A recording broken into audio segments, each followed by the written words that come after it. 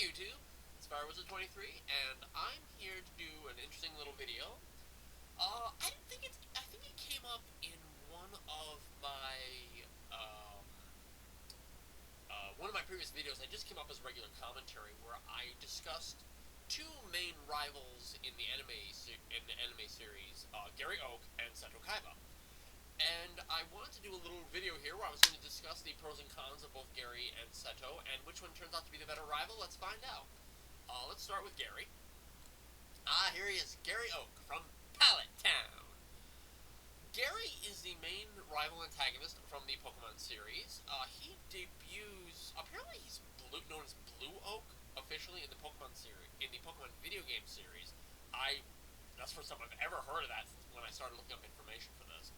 But in the end, I'm going to talk strictly about the anime series, by the way, for these reviews. But I will give a little background of where the character comes from. Gary is essentially the main antagonist. When Ash Ketchum, the main character, has turned 10 years old, he's going to go get his first Pokemon. He oversleeps, he goes to Oak's laboratory as quick as he can, and lo and behold, Gary Oak is already there with his first Pokemon in hand. Taunting Gary and drive away with this harem of cheerleaders. I have totally got to give Linkara a lot of credit on this, because he nailed that right on the head. He has this harem of... Linkara did this great thing during the Pokemon, the Electric Tail of Pikachu thing, where he's like, and he runs into Gary, and he does like this techno beat thing where he's talking about how Gary's so fucking badass because he's got all these cheerleaders, this harem of cheerleaders, like, goes wherever he goes. That's pretty cool. I have to give the character of Gary a couple of strikes, though. We never really learn why Gary is an antagonist of Ash. It can be presumed they probably went to school together, but we never hear anything in the first season. I watched every episode of the first season of Pokemon. We never hear anything about what exactly created any kind of antagonism with the two characters. And I always thought it was kind of weird that all this shit, even from, like, the games, all of this rivalry exists. Like, don't the adults feel a need to step in here? You know, Professor Oak, your grandson's a fucking asshole, and, you know, Ash's mom, are you gonna step in and say, you know, you don't have to compete with this kid? And I might be losing a little bit of context. I watched the English versions of these shows.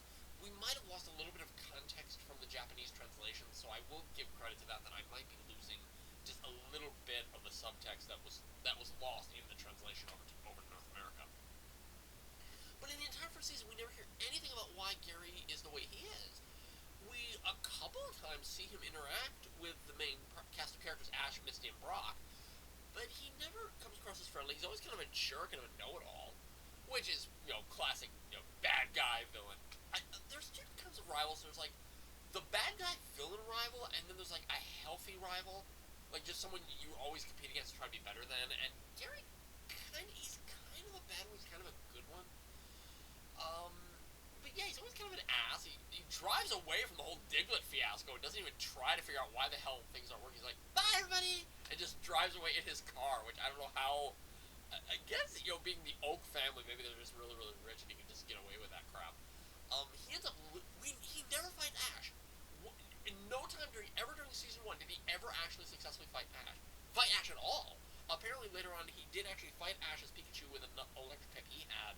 And he did actually beat him, but I've never actually seen that episode. But then his character completely morphed at that point.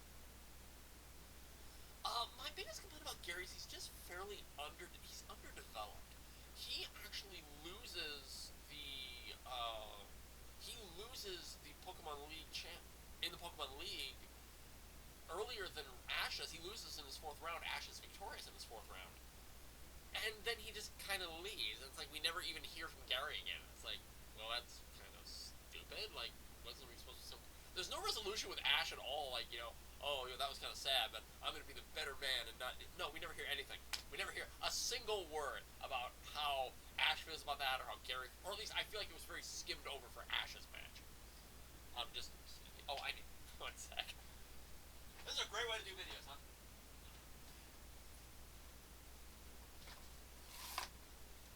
Sorry, my nose has been going terribly today. By the way, try saying Gary's, like, catchphrase. I'm Gary Oak from Pallet Town. Try saying that and sounding serious.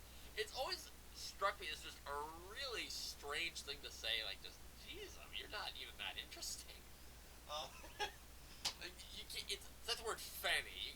word fanny and make it sound tough. Like, he's intentionally designed to be very much a kid's villain, that he's just not that developed. So I really kind of strike him down for just a lot of that. He's just so generic, he's very bland, he's not given anything really to work with. So, let's go on to Kaiba, shall we? Seto Kaiba. This is one of the most amazing rivals I have ever seen. And again, I'm going to put the proviso out there. We're missing a little bit of the translation from the Japanese, but essentially I think the main premise is the same. I'm going to go strictly from the American Season 1. Apparently there was a Season 0 that kind of set everything up, apparently where Kaiba had green hair. I've never actually seen that season, but I'm just going to strictly go with what we have here. Seto Kaiba is the main rival in the Yu-Gi-Oh! Television show, and he is... Okay, there's two factors about him. He is the owner of the Kaiba Corporation, who is the manufacturer of the Yu-Gi-Oh! Card game that's distributed worldwide in the Yu-Gi-Oh! Universe. He is also the standing world champion. Put that out there. First episode, Kaiba visits the game store. I don't remember exactly why, but he visits Solomon Moto's gaming store to ask him... I think he wants to, like, buy him out or something, or see if he'll promote his cards, and Yugi's grandpa happens to be showing the Blue Eyes White Dragon that he received many years ago. And we find out that through just many things, Kaiba has 3 copies of Blue Eyes White Dragons in his deck, and that 4th one was the 4th one that was ever made of Blue Eyes White Dragon cards, so he wants it just for its rarity. That, you know, he will have it, they will be part of his deck, and no one can stop him. Solomon refuses, and Kaiba leaves like, I'll get you, and he's going crazy. He kidnaps Yugi's grandfather! And if I've read what notes correctly, I haven't seen that episode in a long time, but he kidnapped Yugi's grandfather, made him duel, lost the duel, took the Blue Eyes White Dragon from Solomon Moto, and tore it up. Okay, and this kid's rich, okay? This kid is rich. But this is just... That in and of itself, the fact that you kidnap this guy and force him to play a card game with you. You are this fucking rich, and you had to do this. This is crazy. But then Yugi comes, okay, because this is where the rivalries are. This is where all the bad shit goes down. Okay, Yugi comes, Yu-Gi-Oh! And he becomes, Yami Yugi. Challenges him to a duel. And he summons, and Yugi manages to summon Exodia during this fight. Kaiba's like, oh my god, no one's ever summoned him! Really? You mean to tell me in the infinite number of possibilities of just multiple copies of these cards, no one has ever summoned Exodia the Forbidden One? That's kind of lame. Like, I call that lame. I really call that exceptionally lame. That, like, we're just gonna throw that into the narrative that that's never happened. And he beats Kaiba, supposedly removing the evil energy from his body, but that doesn't...